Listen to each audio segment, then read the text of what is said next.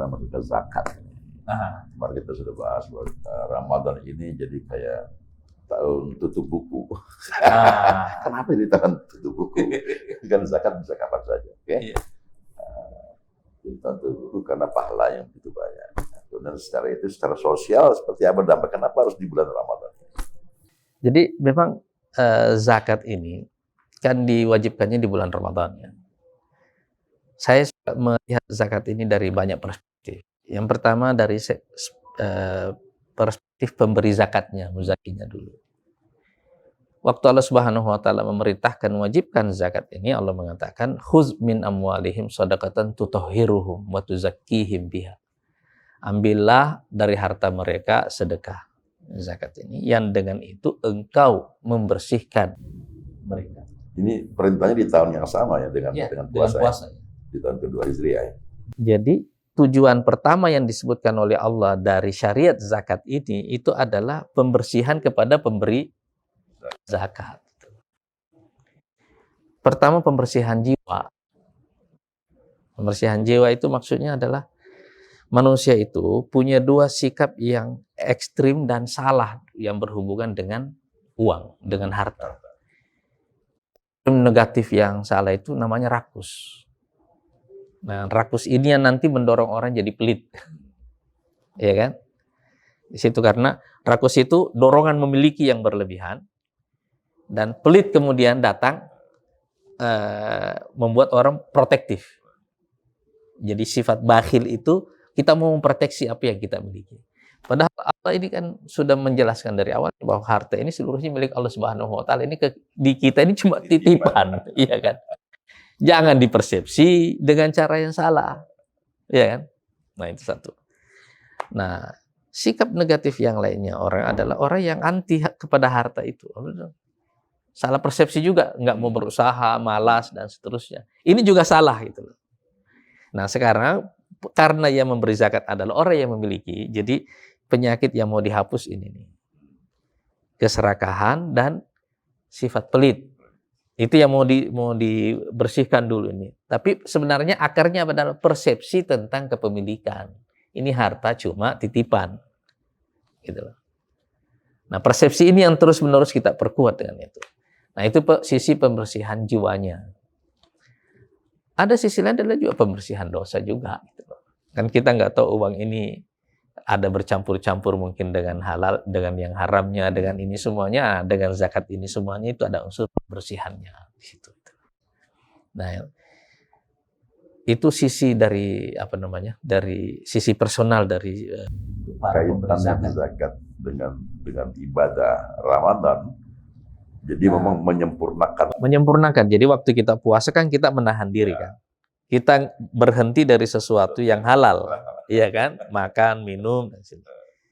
Dari situ sebenarnya kan kita bisa lihat bahwa sebenarnya yang bisa kita save, yang kita bisa hemat dari yang kita tidak makan itu jumlahnya besar loh kalau didistribusi. Ternyata kita makan seadanya aja merasa nikmatnya luar biasa. Kita cukup. Jadi apa tuh? Sebenarnya seteguk air yang kita buka, wah, soalnya nikmat. Nah, makanya perintah memberikan zakat itu juga turun dalam konteks sosialnya. Itu efek redistribusi. Ada salah seorang ulama yang hidup di era krisis di abad kelima, namanya Al-Mawardi. Beliau menulis buku Etika Dunia dan Agama. Beliau mengatakan hidup kita ini enak karena dua hal. Satu, kalau secara pribadi kita enak, yang masyarakat juga enak.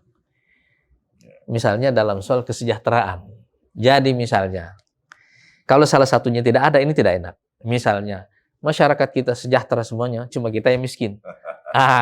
Kita jadi marginal, kita nggak enak. Sendirian jadi orang miskin di tengah orang kaya, orang sejahtera, itu nggak enak. Tapi sebaliknya, kalau kita kaya sendirian, yang lainnya miskin, kita nggak bisa menikmati harta kita juga gitu. Nah, salah satu tujuan dari zakat ini adalah menutup dendam yang biasanya terlihat pada sorotan mata orang-orang miskin itu. Nah, tutup dendamnya ini. supaya makanya misalnya salah satu hikmah tujuan dari misalnya zakat fitrah kenapa harus diberikan pada Idul Fitri itu ya. Kata Rasulullah SAW, "Ughnuhum fi hadzal yaum." Buat mereka kaya pada hari ini sajalah.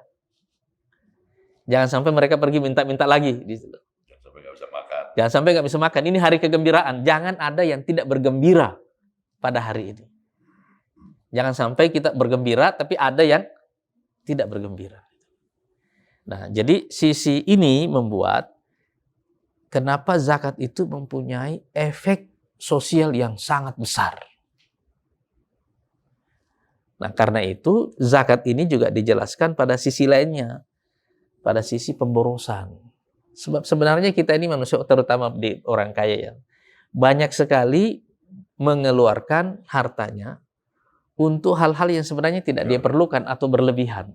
Nah, ini yang disebut dengan israf, berlebihan. Kalau dalam bahasa Qur'annya. Karena nggak perlu-perlu amat. Nggak perlu-perlu amat. Tapi berlebihan. Yang ini sebenarnya kalau di distribusi, itu punya efek sosial yang jauh lebih besar. Nah, ini dalam bahasa Quran dijelaskan dengan dua istilah. Satu istilah israf, yang berlebihan ini. Dan Allah tidak menyukai orang-orang yang berlebihan. Yang kedua, dengan istilah tabzir. Ya kan?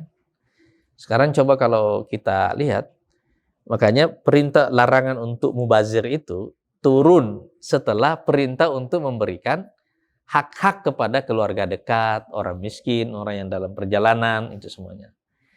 Supaya jangan ada harta yang tidak punya fungsi. Kadang-kadang kan kita membeli sesuatu cuma ingin menyenangkan diri secara berlebihan. Atau kadang-kadang ada fungsi jumawanya, orang lagi pengen pamer dan seterusnya halal. Jadi kita baik dalam makanan, dalam pakaian, dalam transportasi, dan seterusnya. Nah, cuma kalau diperlukan harus ada. Harus ada itu. Tapi maksudnya inilah fungsi zakat yang terpenting yang kedua. Makanya salah satu ciri dalam masyarakat Islam itu, kalau kita lihat di bulan Ramadan gitu ya. Orang miskin itu bahagia betul di bulan Ramadan gitu. Bahagia betul orang di bulan Ramadan itu. Itu istilahnya hari-hari pestanya orang-orang miskin bulan Ramadan itu. Nah, karena ini efek distribusi ini yang harus kita yang mampu juga berlomba-lomba memberi makan. Yang mampu juga berlomba-lomba memberi makan. Nah, tapi ada fungsi yang kelima dari zakat ini yang kita lihat ini, fungsi ekonominya. Fungsi ekonomi itu maksudnya begini, ini kan, karena dia adalah mempunyai fungsi redistribusi. Sebenarnya kan mirip juga dengan apa namanya? Dengan pajak, ya kan.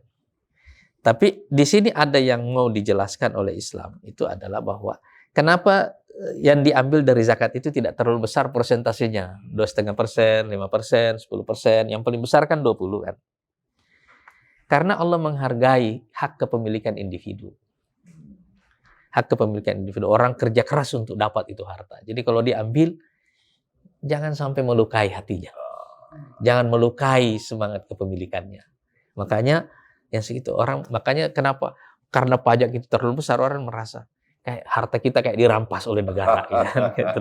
Kalau bayar pajak agak rendah. Kayak itu. Kalau ini orang sedang biar orang mengeluarkan hartanya itu dengan sukarela. Makanya di dalam Islam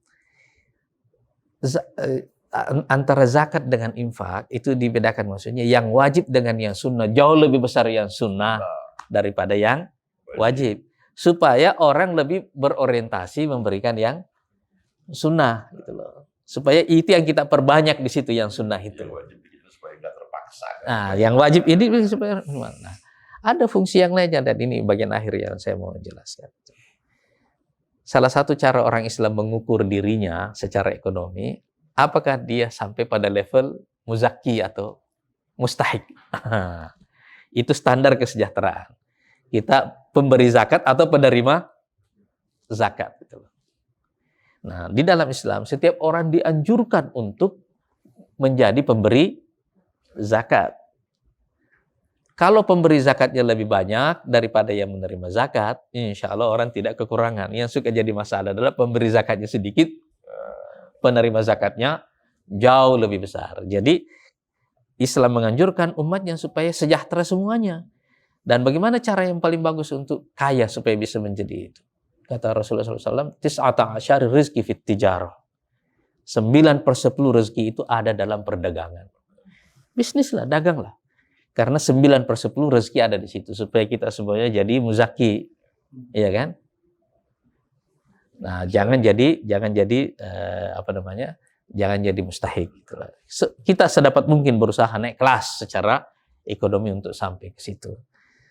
Sebab itu pemberi zakat itu menunjukkan bahwa itu orang yang berdaya secara ekonomi dan fungsional secara sosial, punya manfaat secara sosial itu.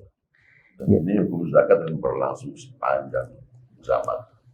Seterusnya, tidak harus dibatasi, cuma karena ada zakat fitrah di bulan pada akhir Ramadan atau di hari Idul Fitri ini. Orang miskin juga pasti akan tetap ada. Kalau enggak hukum zakat kan berhenti. Pernah terjadi di masa Umar bin Abdul Aziz. Zakat mau dibagi nggak ada yang mau terima. Orang penerima zakat semuanya, pemberi zakat semuanya masalahnya. Tapi mungkin di negara lainnya mau menerima. Jadi kalau kita keterbatasan komunikasi gitu kan. Kalau kita mau bikin Indonesia sejahtera, salah satu indikatornya adalah menjadikan seluruh warganya sebagai pemberi zakat. Dengan negara kita memberikan zakat ke negara lain. Itu 2045 nanti. Itu yang arah baru Indonesia harus kita tuju. Ya, alhamdulillah ini luar biasa. Mendapat pencerahan saya sampai menangis tadi. Fungsi sosial zakat. Terima kasih Ustaz. Ya. Alhamdulillah. Dan manfaat bagi kita semua sebagai penutup di bulan Ramadan. Ya, terima kasih ya sudah datang ya. Ya. Kita buka puasa. Assalamualaikum warahmatullahi wabarakatuh. Waalaikumsalam.